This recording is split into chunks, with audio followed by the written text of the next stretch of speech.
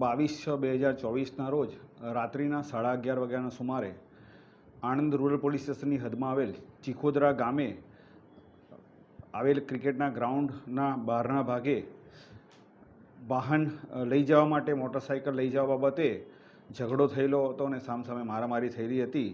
તે બનાવની અંદર સલમાન મોહમ્મદ હનીફ વોરાને તીક્ષ્ણ હથિયાર તથા બેટ તથા વાંસની લાકડીથી હુમલો કરતા સલમાન મોહમ્મદ હનીફ વોરાનું કરુણ મોત નિપજેલ। આ બાબતે ઇમરોઝ અબ્દુલ રહીમ વોરાએ ફરિયાદ આપતા આણંદ રૂરલ પોલીસ સ્ટેશનમાં રાયોટિંગ વિથ મર્ડરનો ગુનો રજીસ્ટર કરવામાં આવેલો।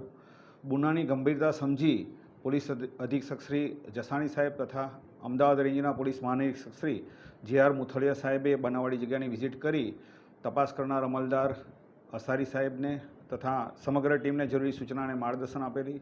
બનાવના ગુનામાં અતિ ગંભીર પ્રકારનો ગુનો હોય જેથી આરોપીઓને સત્વરે અટક કરી કાયદેસરની કાર્યવાહી માટે જરૂરી સૂચના આપેલ।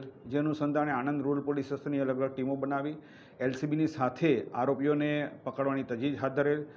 આ ગુનાની તપાસના કામે ફરિયાદી, નજરે જોનાર સાહેદ, ગુનાવાળી જગ્યાએ હાજર સાહેદ તેમજ અન્ય એવિડન્સ એકત્રિત કરી ગુનામાં સંડોવાયેલ આરોપીઓ મેહુલ ઉર્ફે ઘેટો, દિનેશભાઈ પૂનમભાઈ પરમાર, કિરણ ઉર્ફે હોલો, મફતભાઈ પૂજાભાઈ પરમાર, મહેન્દ્રભાઈ ઉર્ફે ફુલિયો, રમેશભાઈ પૂજાભાઈ વાઘેલા, કેતનકુમાર મહેન્દ્રભાઈ રમણભાઈ પટેલ રહેવાસી વઘાસી, અક્ષયભાઈ ઉર્ફે અક્કો નરસિંહભાઈ જેનાભાઈ પરમાર રહેવાસી ચીખોદરા, રતિલાલ રાયસિંગભાઈ જેનાભાઈ પરમાર રહેવાસી ચીખોદરા તથા વિજયભાઈ ઉર્ફે પકોરાણી મંગળભાઈ બબુભાઈ પરમાર રહેવાસી ચીખોદરા નાઓ વિરુદ્ધમાં પૂરતા પુરાવા એકત્રિત કરી અટક કરવામાં આવેલ છે।